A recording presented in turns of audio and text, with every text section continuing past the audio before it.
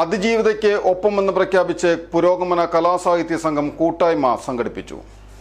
എല്ലാവിധ ലാബ് ടെസ്റ്റുകൾക്കും MHL smart labs, Dubai road, Eriyad, Bahadur mall, Kara and Manus properties, Asmabi college. പുരോഗമന കേരളം അതിജീവിതയ്ക്ക് ഒപ്പമെന്ന് പ്രഖ്യാപിച്ചുകൊണ്ട് പുരോഗമന കലാസാഹിത്യ സംഘം കൊടുങ്ങല്ലൂർ മേഖലാ കമ്മിറ്റി സംഘടിപ്പിച്ച കൂട്ടായ്മ KJ ഷൈൻ ഉദ്ഘാടനം ചെയ്തു.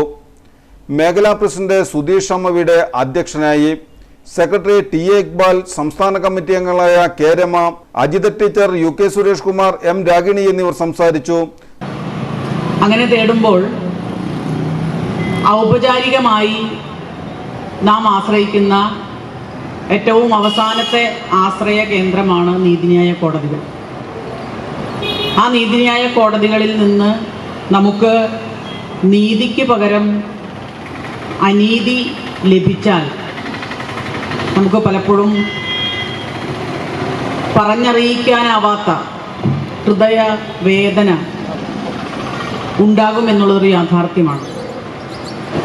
പക്ഷെ അപ്പോൾ തന്നെ എല്ലാം അങ്ങനെയല്ല എന്ന് നമ്മളെ ആശ്വസിപ്പിച്ചുകൊണ്ട് ചില വിധികളൊക്കെ വരാറുണ്ട്. അപ്പം അദ്ദേഹം അത് പറഞ്ഞപ്പോൾ ഞാൻ ഇന്നത്തെ ഹിന്ദു ദിനപത്രത്തിലെ ഫ്രണ്ട് പേജിലെ വാർത്തയുടെ ഹെഡ്ലൈനാണ് ഓർത്തത്. അതിൽ പ്രധാനമായും ഉന്നാവോ സംഭവത്തെക്കുറിച്ച് നിങ്ങൾ ഓർക്കുന്നുണ്ടാവും. 15 വയസ്സുകാരിയായ ഒരു പെൺകുട്ടിയെ അവിടുത്തെ സ്ഥലം MLA, നിനക്ക് ജോലി തരാം, എൻ്റെ ഓഫീസിലേക്ക് വരണം, MLA ഓഫീസിലേക്ക്, MLA വീട്ടിലേക്ക് വരണം എന്ന് പറഞ്ഞ് മോഹിപ്പിച്ച് വിളിക്കുകയും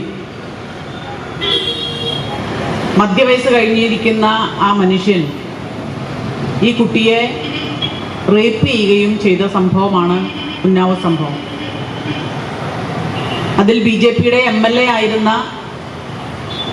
ഗുൽദീപ് സിംഗാർ, അയാളെ പലതരത്തിലുള്ള വിചാരണകൾ, ഇപ്പോൾ നമ്മൾ സംസാരത്തിന് വിഷയമായിട്ടുള്ള നമ്മുടെ പ്രിയപ്പെട്ട സഹോദരിക്ക് നേരിട്ടിട്ടുള്ള